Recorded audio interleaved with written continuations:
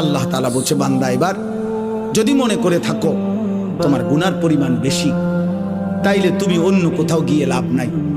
আমি আল্লাহ তোমাকে আশ্বস্ত করতে চাই, গুনাহ যদি তোমার আসমান পরিমাণ হয়, গুনাহ যদি তোমার সমুদ্রের ফেনা পরিমাণ হয়, গুনাহ যদি তোমার হিমালয় পর্বত ছুঁয়ে যায়, গুনাহ যদি তোমার এই জমিনের বালুকণা পরিমাণও হয়, তুমি অন্যদিকে যাইও না।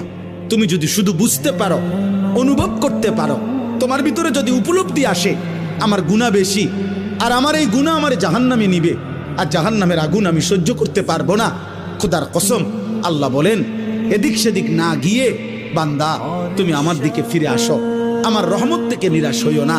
আমি ওয়াদা করলাম, আমি আল্লাহ এক সাগর নয়, আমি হাজার সাগর, এক পৃথিবী নয়, আমি আসমান ছোঁয়া গুনাহ একবারে একসাথে মাফ করে দেব। তুমি আমার কাছে আসো।